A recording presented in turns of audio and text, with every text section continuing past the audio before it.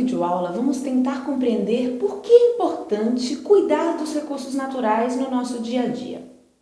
Bem, como já vimos, nós precisamos desses recursos para a nossa sobrevivência. No entanto, como o próprio nome já diz, esses recursos são naturais, produzidos pela natureza. Eles não são construídos por uma máquina ou então por fórmulas químicas. E já que são trazidos pela natureza, eles podem um dia acabar. Isso se chama escassez de recursos naturais. Nós temos dois tipos básicos de recursos. Os recursos não renováveis, que são aqueles que o ser humano tem um estoque no planeta Terra e que, se eles acabarem, nós não vamos mais ter como obtê-los.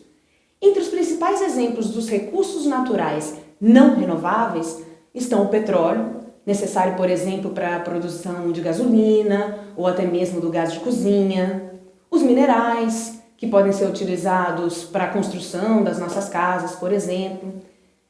Eles se esgotando, não tem como ser repostos no planeta. E a segunda classificação dos recursos são os recursos naturais renováveis. São aqueles que podem ser repostos, que são constantemente renovados na natureza. Um exemplo disso é a própria água, trazida pelo ciclo da chuva. Mas uma questão importante: mesmo os recursos naturais renováveis podem um dia se acabar. Isso acontece porque o ser humano utiliza desse recurso com um ritmo mais rápido do que a capacidade da natureza em recompô-lo ao meio ambiente. Então fiquem atentos: mesmo os recursos naturais renováveis podem se esgotar do planeta. E por que eles são importantes na nossa vida? Para tudo que fazemos, para a sobrevivência do ser humano. No entanto, há um item muito importante ligado aos recursos naturais: a produção de energia.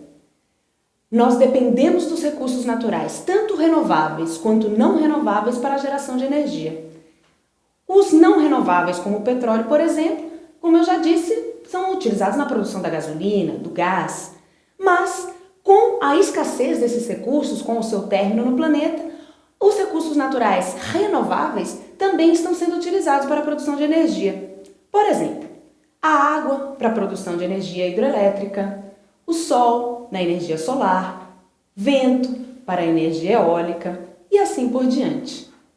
Todos esses recursos são muito importantes para a nossa sobrevivência. Como vimos, eles são fundamentais para o nosso dia a dia. Se eles deixarem de existir, como faremos para sobreviver? E então, foi possível entender por que é importante cuidar dos recursos naturais no nosso dia a dia?